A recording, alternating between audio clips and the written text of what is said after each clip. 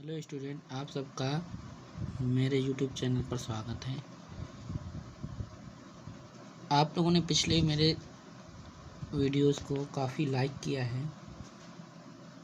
हम लोग इस समय वैद्युत चालन के चौथे पार्ट में हैं।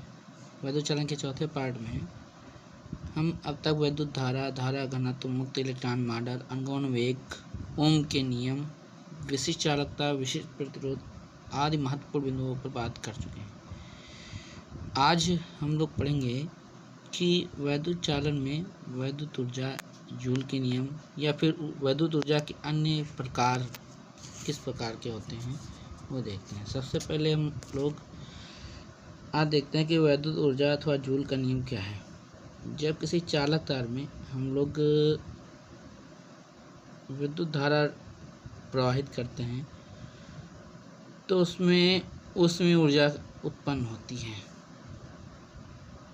जैसे अगर मान लिया जाए किसी विद्युत प्रतिरोध जो है R है और उसके सिरों पर विभवांतर V है और उसमें प्रवाहित धारा I है, तो t समय के लिए उसमें प्रवाहित आवेश की मात्रा Q बराबर IT होगी, जिसके आधार पर किया गया कार्य जो होगा वो W बराबर VQ या फिर Q या पर अगर IT रख दिया जाए तो W बराबर होगा VIT। अब ओम के नियम से होता है V बराबर IR, तो W बराबर हो जाएगा I स्क्वायर RT। पुनः I बराबर अगर हम लोग V अपन R रखेंगे तो W बराबर हो जाएगा V स्क्वायर T अपन R। इन सभी समीकरणों के आधार पर हम लोग ये कह सकते हैं कि अगर हमको ऊष्मा निकालनी है तो वो H बराबर W अपन 4.2 कैलोरी होगी। यानी हम लोग टोटल कह सकते हैं H बराबर होगा VIT बटे 4.2 बराबर I स्क्वायर RT बटे 4.2 बराबर V स्क्वायर T अपन 4.2 R। कैलोरी में ये सब होगा। याद रखिए, इसमें जो W बराबर I स्क्वायर RT होता है इसे मुख्य रूप से जूल का नियम कहा जाता है। ये कई बार पूछा जा चुका है एग्जाम में, इसको ध्यान से पढ़ लेना। इसके बाद है वैद्युत शक्ति क्या है। तो किसी वैद्युत परिपथ में ऊर्जा क्षय होने की दर को हम लोग विद्युत शक्ति कहते हैं। इसे कैपिटल P से प्रदर्शित करते हैं। यदि परिपथ में t सेकंड में बैटरी से ली गई वैद्युत ऊर्जा W जूल हो तो वैद्युत शक्ति P बराबर W/T होगी।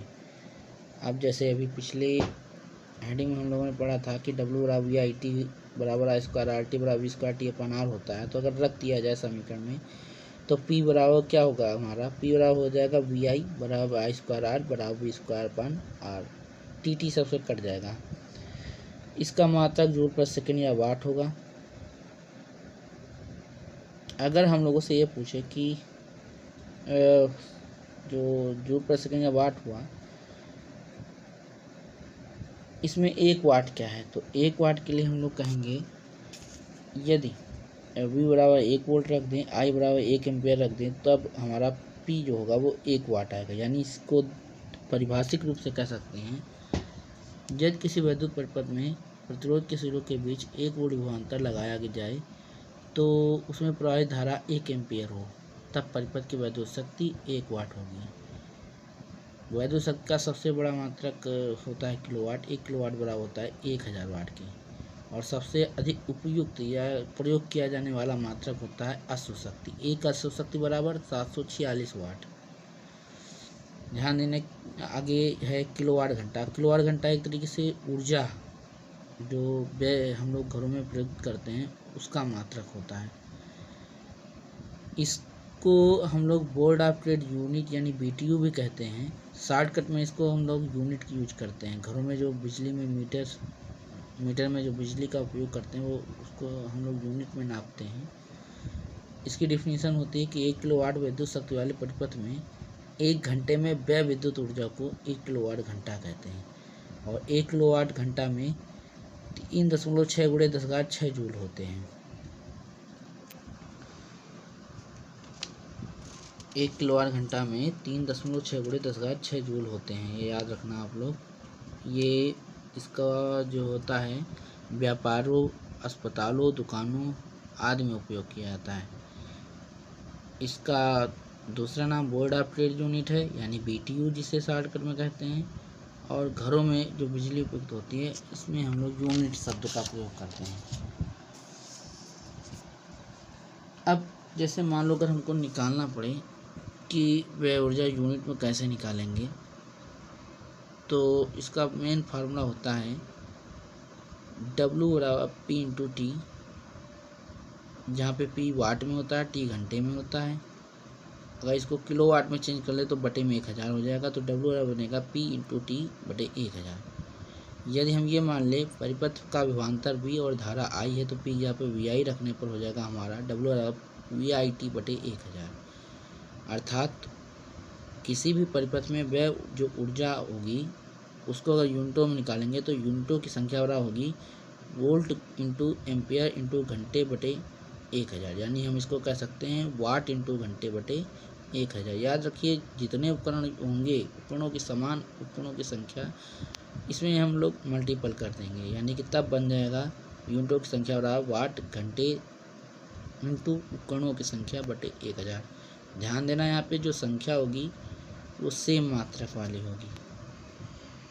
इसके बाद हम लोग पढ़ेंगे कार्बन प्रतिरोध क्या है। कार्बन प्रतिरोध एवं कार्बन प्रतिरोधकता के लिए वर्ण कोड जो होते हैं इसको समझने के लिए ध्यान से देखना कि घरेलू परिपथ में हम लोग इलेक्ट्रॉनिक परिपथों में जो प्रयुक्त प्रतिरोध यूज करते हैं वो दो प्रकार के होते हैं, या तो ताराबद्ध प्रतिरोध होता है या तो कार्बन प्रतिरोध होता है। ताराबद्ध प्रतिरोध फिलहाल मिश्र धातुओं जैसे मैग्नीज, नाइक्रोम, कांस्टेंटन आदि के तारों को लपेट कर बनाए जाते हैं। इन प्रतिरोधों का जो परिसर होता है वो 1 ओम से कुछ 100 ओम तक होता है, यानी ये अधिक बड़े प्रतिरोध नहीं होते हैं। यदि बड़े प्रतिरोधों का निर्माण करना है तो उसके लिए मुख्यतः कार्बन से बनाए जाते हैं, क्योंकि कार्बन की जो प्रतिरोधकता होती है वो बहुत अधिक लगभग 3.5 × 10⁻5 ओम मीटर होती है। 3.5 × 10⁻5 ओम मीटर होती है। और इन प्रतिरोधों का जो परिसर होता है कुछ ओम से लेकर 100 मेगा ओम तक होता है। इसको बनाने के लिए यानी कार्बन प्रतिरोधों को बनाने के लिए हम लोग वर्ण कोड का प्रयोग करते हैं। वर्ण कोड का मतलब होता है कि 4 एक समाक्ष रंगीन वलयों का समूह लेते हैं। समाक्ष रंगीन वलय से मतलब होता है, ये देखिए 1 मिनट, 4 समाक्ष रंगीन वलय से होता है एक बेलन होता है, उसमें हम लोग 4 पट्टियां रखते हैं। 4 पट्टियों में पहला होता है सार्थक अंक का, दूसरा पहला अंक जो होता है सार्थक अंक होता है, दूसरा भी सार्थक अंक होता है। जो तीसरी पट्टी होती है वो दशमलव गुणांक के लिए यूज होती है, और जो चौथी पट्टी होती है उसे हम लोग सहन क्षमता कहते हैं। यानी कि अगर कार्बन प्रतिरोध की बात की जाए तो R बराबर होता है AB × 10⁻C ± d%।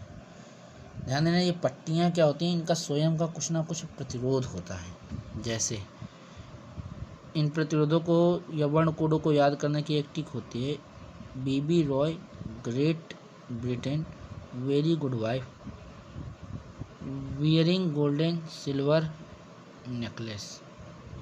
BB Roy से मतलब क्या हुआ है ज़रा एक बार देख लेते हैं हम लोग। BB रॉय से मतलब होता है, पहले B से मतलब होता है ब्लैक, जिसके लिए सार्थक अंक का होता है 0। दूसरे B से मतलब है ब्राउन, इसका सार्थक अंक होता है 1। R से मतलब होता है रेड, इसका सार्थक अंक 2। O से मतलब ऑरेंज, इसका सार्थक अंक 3। Y से मतलब येलो, इसका सार्थक अंक 4। G यानी ग्रीन से मतलब होता है सार्थक अंक 5। B ब्लू से होता है 6। B से वायलेट यानी 7। G से ग्रे यानी 8। W से वाइट 9। गोल्डन और सिल्वर के लिए सार्थक अंक नहीं होते हैं बल्कि सहन क्षमता वाली होते हैं। सहन क्षमता का मतलब होता है परसेंटेज चलता है। गोल्डन के लिए चलता है 5%, सिल्वर के लिए चलता है 10%, और नेकलेस का मतलब होता है कि अगर रंगहीन है तो उसको 20% हम लोग देते हैं प्लस माइनस करके। ठीक, आप लोग इसको एक बार पॉज करके सही से देख लीजिए कि ये रंगों का क्रम कैसे याद करना है आप लोगों को।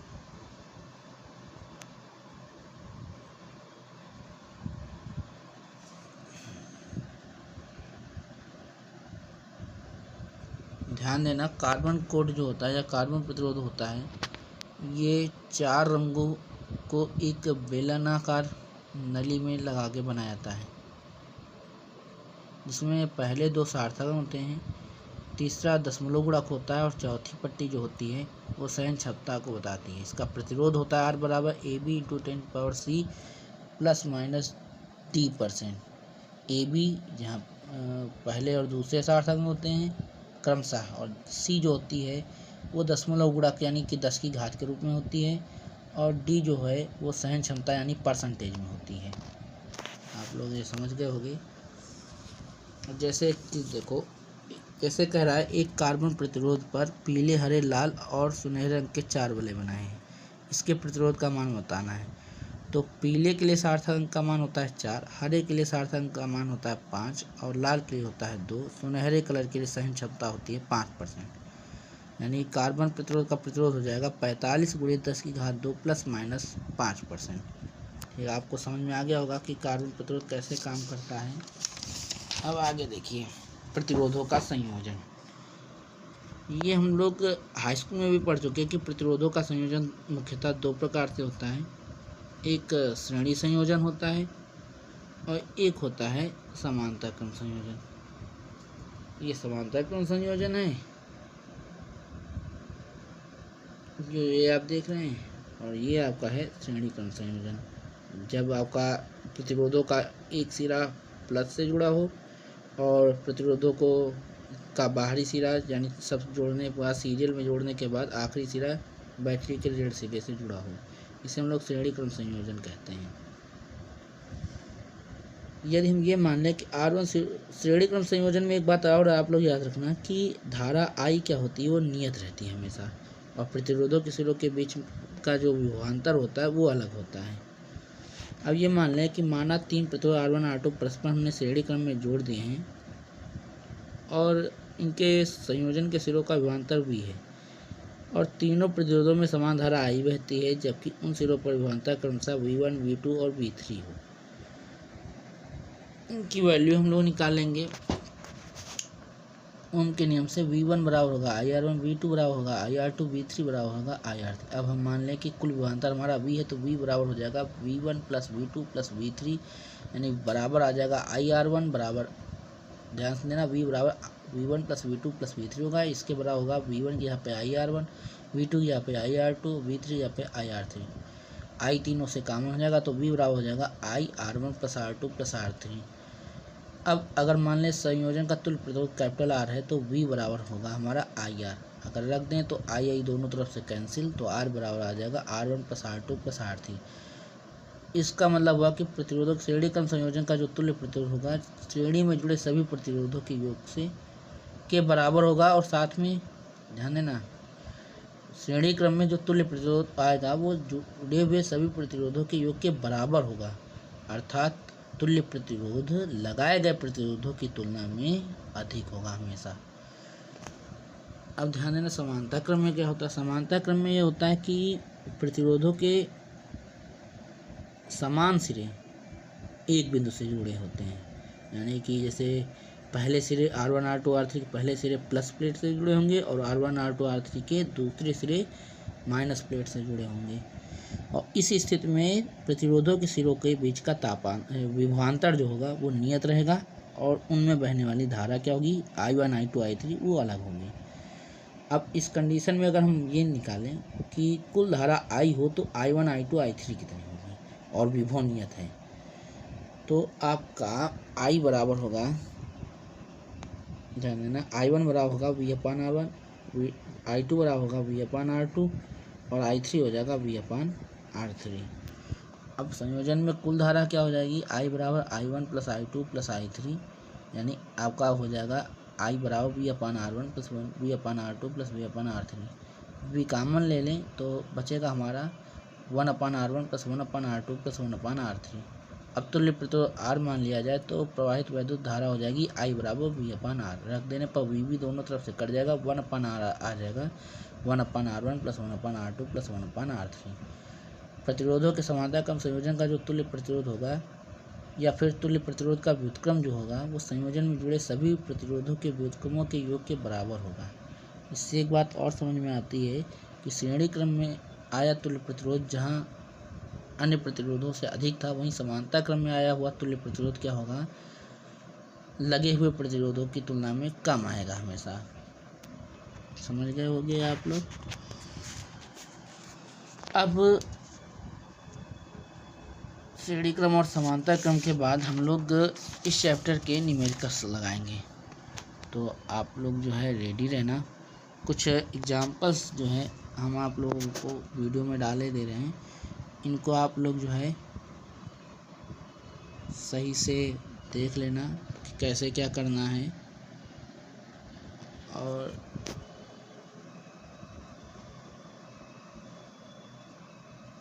इनको आप लोग सही से तैयार कर डालना।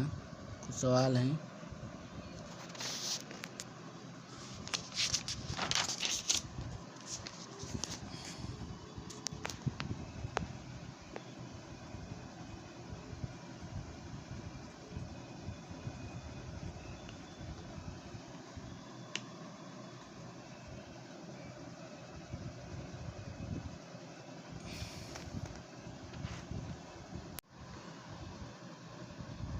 तो माय डियर स्टूडेंट, आप लोग इन सवालों की प्रैक्टिस भी कर लेना। देखो ये स्क्रीनशॉट ले लेना एक साथ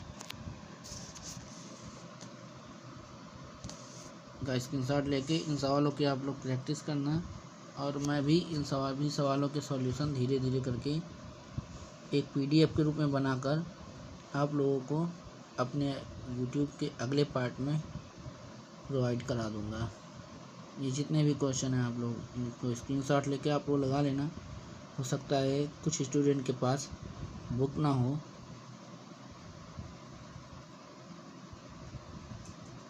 तो वो लोग ये स्क्रीनशॉट लेके आराम से लगा सकते हैं।